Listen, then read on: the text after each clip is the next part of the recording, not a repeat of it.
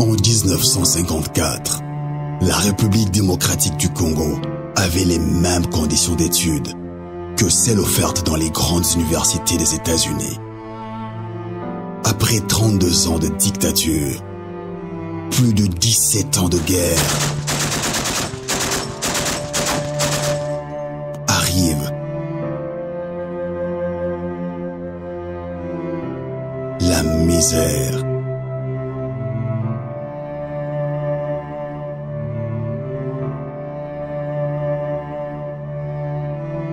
La corruption. L'homme congolais est arrivé au point où, devant l'argent, il n'existe plus. L'harcèlement sexuel. On dit que c'était autre chose, tout ça.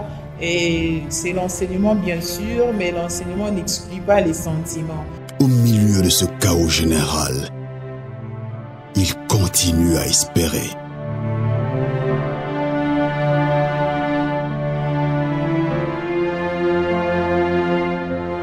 I still believe there is a bright future for the Congo. Un film produit par Congo Mikili Cinéma, par le même réalisateur du documentaire, Mamadou Ndala. Hope in Darkness, l'espoir dans l'obscurité. Disponible en vidéo, en demande sur Congo Mikili à partir du 1er mai 2015, à seulement $4. D'avance na marché central Congo Mikili. En tout cas, merci beaucoup na batu batala rabiso na marché central pour amour wana ezara vraiment awa. Ezara na motima. Regardons vraiment parce que vous êtes vraiment gentil beaucoup batala rabiso. Mais là vraiment c'est l'opinion de kino moko pour na royaume sabino ko sol vraiment na ba jeune garçon, ba jeune fille à Kinshasa. Mais c'est pourquoi vraiment ba fille est belle à Kin, ba fille en général, ba plus que mana ba homme marié. Les animes. Et l'on est vraiment l'autre n'a pas ça la bongo. Mais maintenant le bezati to landa biso na bino to découvrir nini oyo. Ba répondre que biso na micro et à la championne en coco. Na caméra ya Imak Makengo pe champion. Dans tout à la. Kamboyo to zela ki ango mingi. Bon, bah jeune fille ba lingo bana au marié.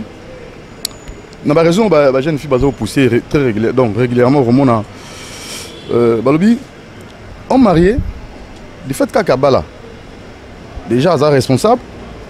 Avec moi, c'est en charge. Et vous avez en charge. Moi, si, déjà, comme il y a un message en charge, moi, c'est un kimia. Donc, en charge. Et aussi, c'est difficile dans mon banda. Pour déjà, avant marié, à courir derrière ma fille belé. Donc, fille, on a la l'aise. C'est-à-dire que, on marié ou aux Arabes sont balés.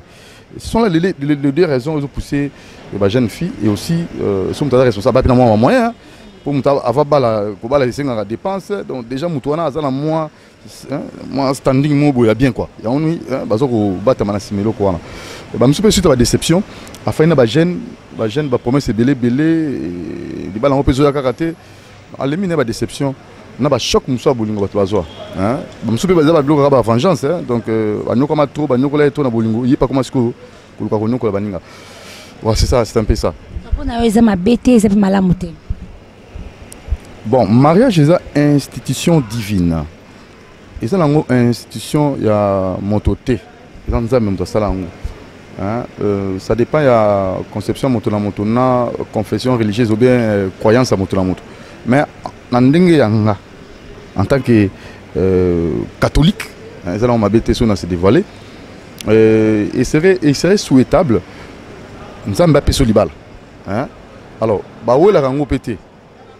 Ce que vous avez dit, ça va muscler. Comme nous avons la quantité, on va finir par causer la on va la cime. Bah finir sur le monde, bah force à ango. Au monde a vie na mango bah tunara ici comme autour du pot. Vous comprenez? À ce moment tout gâté. Abimana batonga mbongo pas zora le bema laki ne profite jamais atonga répéter oh mais yo bando ko ndumba ngo landa batata batu ko bana mbala batu ba on mari to mona rien on va sur ma chaîne mo boya munene collier au sous ba yibi yango donc mona comme là ba bien malaki moi je vais demander aux jeunes filles bas à la patiente ils ont ngo course na mutute nzamba pesaka nangunga oyelongo bani ato forcer to vota ko nzamba ngote to voter été à Zanzamba au Tigre Nzamba à repérer libala na ngonga na yo okobundelango douter ezala très facile. Alors botika ko compliqué ma bala ya bato ba maman na tamba ko le na losambo mobile na ya ki para bana lesu mala motel ko na yo yeba ke makala moto wana ko za likola mutu na yo keba. C'est un problème autour zongo aussi sur le plan spirituel que physique.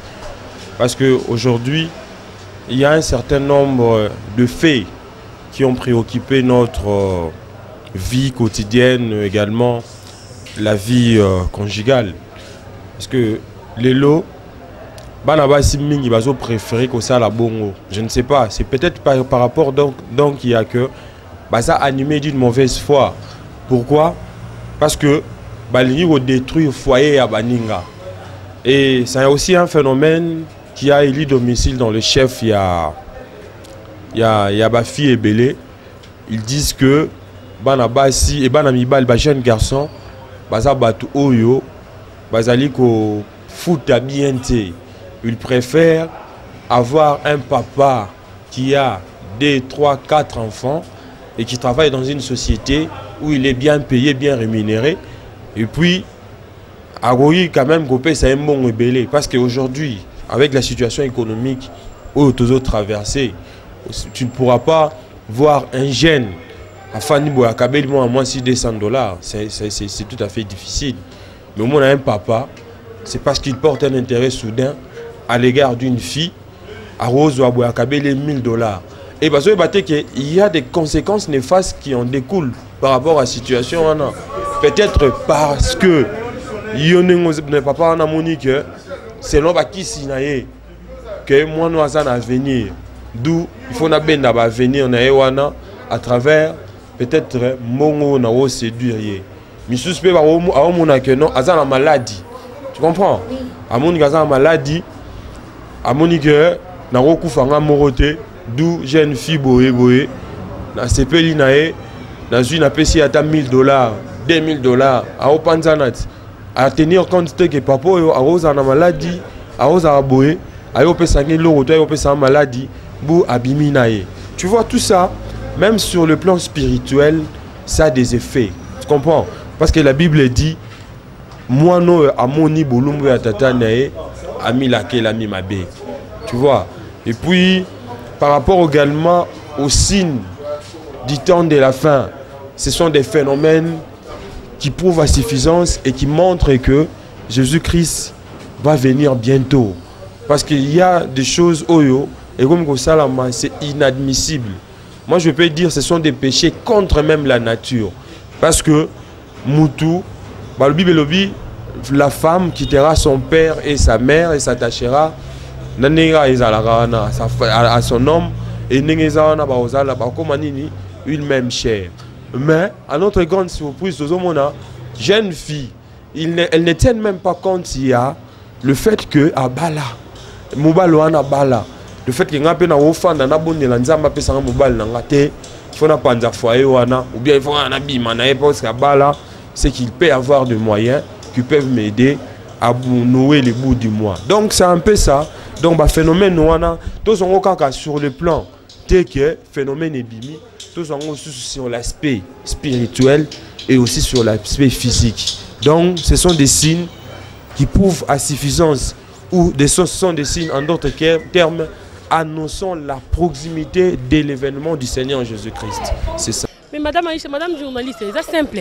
Homme marié ou homme marié était mobali mo mutadingara pona ngana mona ezala bien. Ezala bien parce que mutoyebi place na ropema pona yebi ngapela sina kutana bakana ne belo mona mobali mo kaye pana zo biso madame et si kana za kimiate.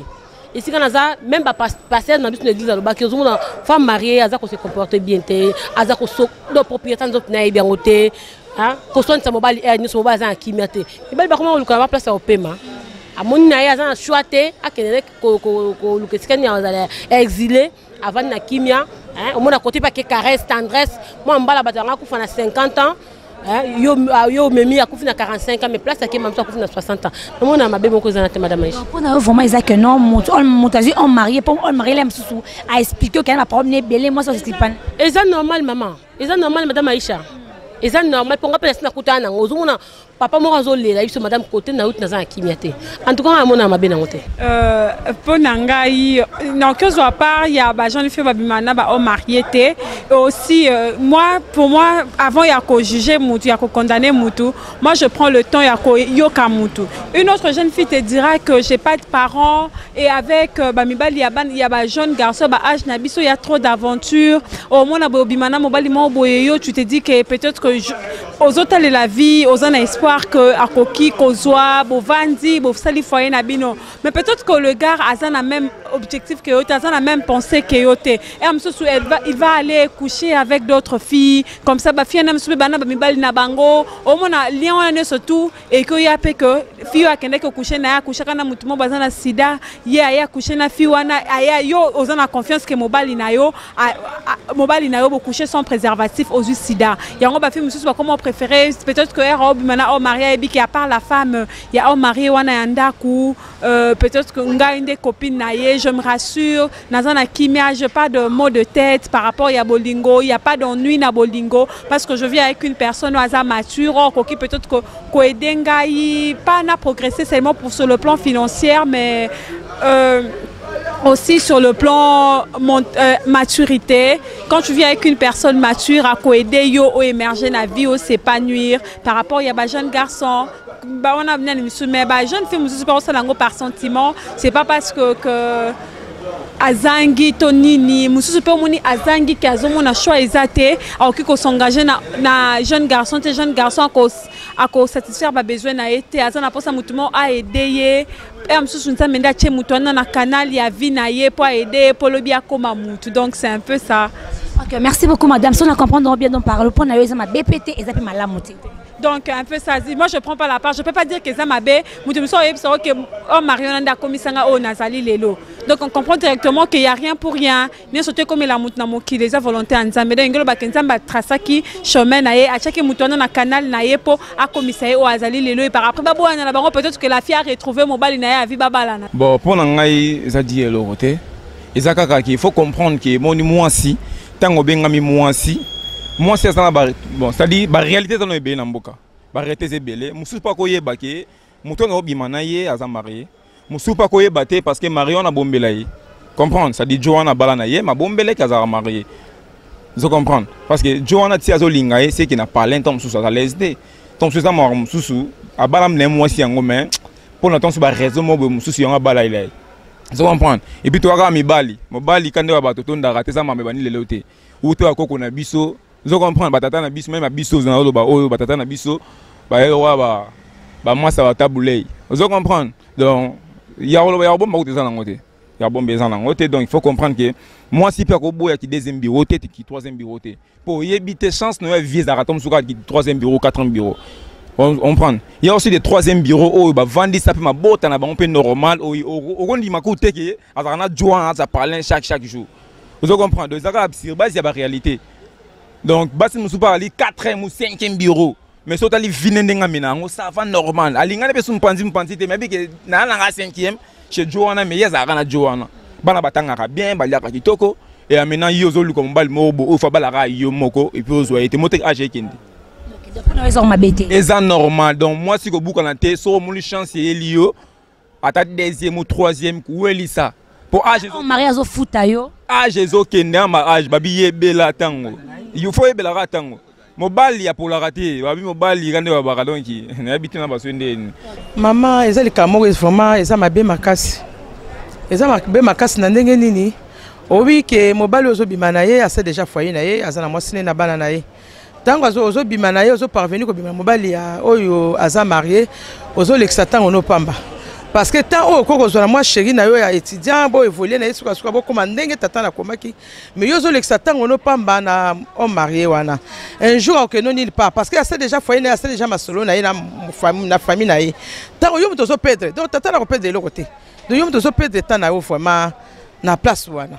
Est-ce que maman yeb service ba lobby kendung ezawana ba on lobby ba on mari ba futara bien ko leka ba jeune ba on mari ba zo tia bango l'aise ba bino pe ba maman quelque part na kati pe anda ko papa zo zo apenda tendresse ma longa te comme aussi bo rumeli les autres qui pété yo ma loki ba jeune va pesa ba tendresse on ma vandi na ebiso ce qui tata zo pesa mbongo bio ebi si ma tata na mbongo na zo pesa zo bénéficier nini okozwa mbongo tata parce que azopesa yo mbongo ebele mais peut-être azozwa étoile na yo peut-être lobi okokoma mutu munene mais tata na ba mystique abendi yango mbongo nyonso yaka na maboko ya mutu ezaka mbongo te soko tali be na sima ya mbongo yaka na likambo ya sima taka azopesa mbongo na ye azana eloko moko azozwa yo koyeba ngo toko sutuka avant à défaut comme na ba mari de nuit papa na kanyo nzoto parce que ondoli mbongo na ye mais soko bateli nzoto na bo jeunesse na kangi motemo vai na sécurité nyonso na bolingo nyonso nzambe ko mona nzambe loboko nzambe ezanga te parce que nzambe tanga tsaka motemo kila tsaka mutu na mutu ne eloko na ye moko liboso mutu na mutazana mopanzi na ya te umeli mopanzi ko ya kaka mais ko lobate ke soko wana za tanga mukie ozomona azopesa yo oya sima mikolo ko ka ozwa yo yebi yango te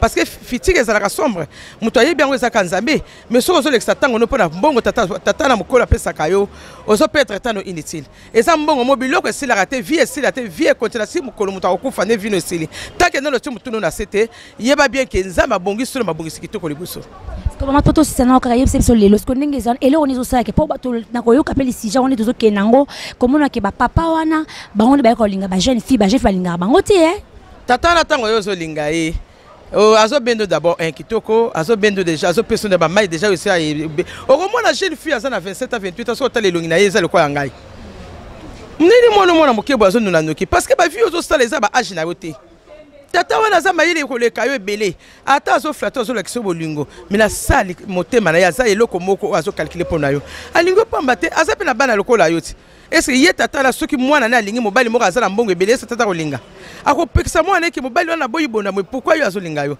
azana intérêt mo na sena ye conseil ya suka na bala no nyonso baotelo partout le monde entier na Kinshasa partout na mokili mobimba conseil nyo pesa biso poza mama conseil na kopesa mama mwana jeune fille batela bo jeunesse na yo batela nzoto na yo batela étoile na yo surtout étoile soko moni batata mosu bazolanda bana na nzela bazomona étoile okomona mwasi pe aza kitoko mais tata la tiki ye aolandaka yo zozokasa nini chance wana eza étoile eza kati na yo ezobriller donc batela bo jeunesse na yo lobi okokoma mutu lokola tata wana lobi okokoma mwasi ya mutu lokola mwasi ya tata wana donc vie eza toujours vie kokende prester te kende étape par étape nzambe akosalela yo bikama okondima te kokende vie après c'était kamboyo tozelaki yango mingi. Voilà, merci beaucoup hein, merci Mamboyo c'est chaud vous avez réponse. En tout cas, à propos de Nyanga Jaka, tu vas répondre à Bissou, sur la rame, ça te banira en okaka, moutazo bakaka, répondre. En tout cas, merci beaucoup vraiment. Na Congo Mikili, ma solo a boye, faut solo la rana batu. Moutapesi, à lobby au Akanisi, moutapesi argument na ye, à lui pourquoi ça la rango. Bissou tolobanini, tout ça les rames sala. C'est Moussa na biso, te poser la question, répondre à biso, biso to lelika bino. Bien tu la biso. Pour répondre à biso petit ma commentaire na bino bo benga numéro zawana bo kota penza contact na Congo Mikili ba websa biso et ça m'a bien pour tout le monde qui message je vais vous passer en tout cas pour aller auto sukia merci Makengo merci pour batala biso mokili mobima na bosanité batu balinga marché central na bosanité na bandal wana vraiment o bana bandal batala ki moi 2 fois 3 fois 8 fois la zonga les sous mettre 8 mbalo bien oya les soutiens faut zonga bana bandal bazolela yo l'honorable Francis Kalombo Solution on a Paris on a positionnement à Paris en tout cas ba mbote belé on a besoin que bon na bosse pe mama jeli kenda ba mbote ebele en tout cas pour aller auto sukiawa ce qui yesu na biso zongelo biti ngana bino to kuta lisusu merci bayo. En 1954, la République démocratique du Congo avait les mêmes conditions d'études que celles offertes dans les grandes universités des États-Unis. Après 32 ans de dictature, plus de 17 ans de guerre, arrive la misère.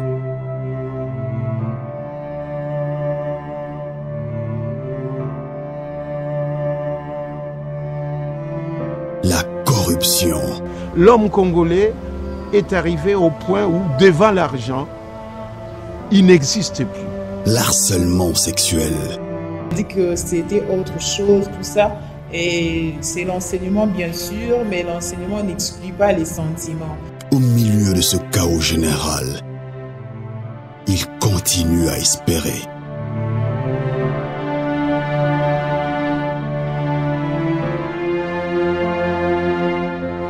I still believe there is a bright future for the Congo. Un film produit par Congo Mikili Cinéma, par par le même réalisateur du documentaire, Mamadou Ndala. Hope in Darkness, l'espoir dans l'obscurité.